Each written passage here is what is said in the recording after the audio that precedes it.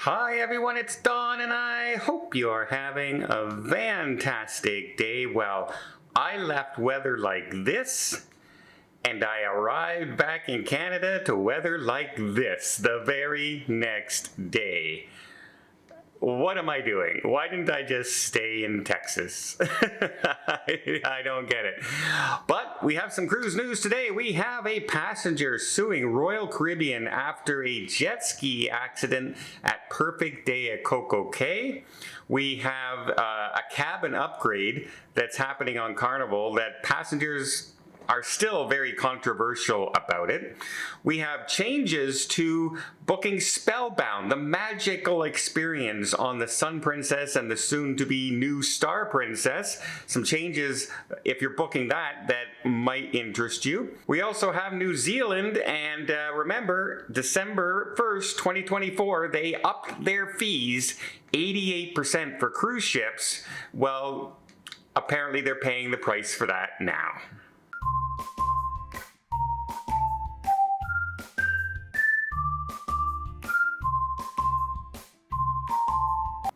So first off, a lawsuit has just been filed against Royal Caribbean for their guided jet ski tour, where a lady went on a jet ski with 12 passengers as well as 2 guides. Now, I've done this excursion numerous times myself. I love doing jet skiing and ATVing. That's some of my favorite activities to do when I'm cruising.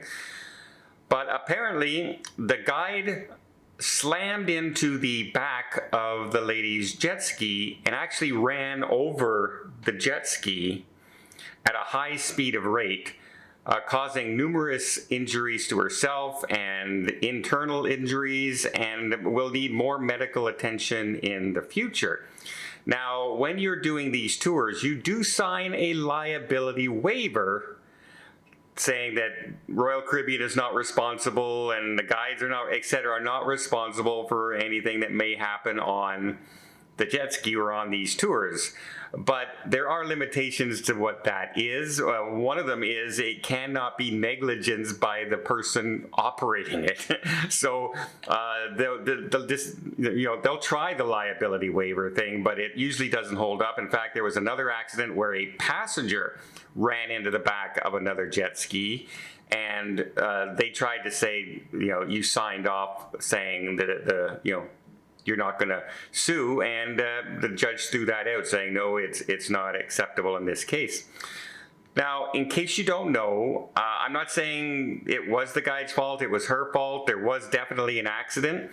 However, if you ever ridden a jet ski, you probably you don't realize until you're on them that in order to turn, you actually need to speed, keep your speed up. If you let go of the gas on there and the throttle, you slow down and you have way less maneuverability. So I'm wondering if she was very inexperienced at doing this, and the guide was coming up to pass everybody, and she was trying to get ready to turn, and she stopped her motion, and it just kind of stayed there, and the guy didn't expect her to stay there and was planning to go behind her.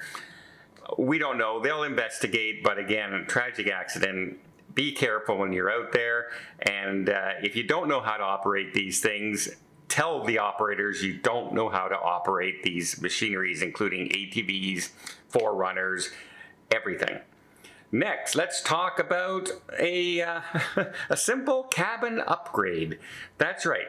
The Sunrise just had some upgrades. Well, one of the things that they upgraded in the staterooms was the motion sensor light. That's right. So if you get up in the middle of the night and it's all black in your room and dark, well, as soon as you move your feet towards the floor, a light will shine on the ground so you can find your way to the bathroom or etc. Well, many people are complaining about this, saying the light is actually too bright. It actually wakes the other person up in the room, or any slight movement, even in my bed, sometimes sets it off when it's on the end table. So passengers aren't happy about that. Personally, I've never really cared too much about it. I'm a pretty heavy sleeper when I sleep, but a lot of people apparently just aren't too happy about that situation. Let me know what you guys think in the comments. Do you like the night light? motion sensor, or do you hate it? I'm kind of indifferent to it. Next, we have New Zealand. And remember, New Zealand brought out that 88% hike in passenger fees for when they arrive in a port in New Zealand. And it was all sudden. It was not negotiated with the cruise lines. It was not told to the cruise lines that this will happen way in the future. They said it's happening in a few months and live with it.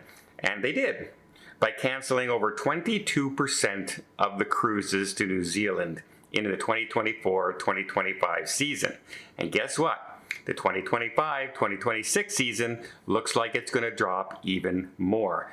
They're making it to the point where cruising in New Zealand is one of the most expensive places in the world for the cruise ships to operate because of, don't forget, they also have that your hulls have to be cleaned and everything before going into the area. So there's a lot of things the cruise lines are already doing besides these big passenger fee hikes. And so the cruise lines are just saying, well, if we can't go there, well, we'll head over here instead. We'll head over here instead, and we'll save the money.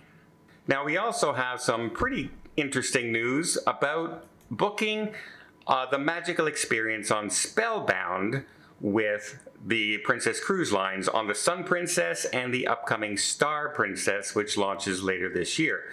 Now, normally, what was happening is you had to have your cruise paid in full before you could book the Spellbound experience.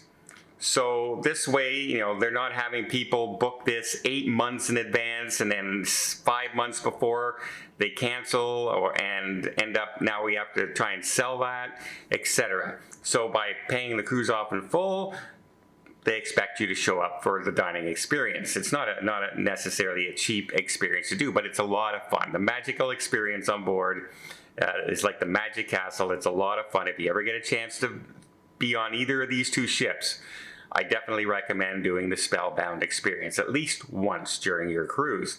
Well, the good news is now that if you're an experienced cruiser with Princess and you have Platinum or Elite loyalty members, you can now book that ahead of time on your app.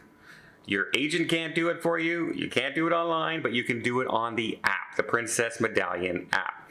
So anybody going on Princess in the future, if you're Platinum or Elite, you can now book your Spellbound experience ahead of time and not have to, you know, have that full cruise paid off before you're able to get on board. So that's a little bit of a change, and a lot of people have been asking me, and I had to find out. And so, yeah, big change if you're going on those two ships, and it really is a fun experience.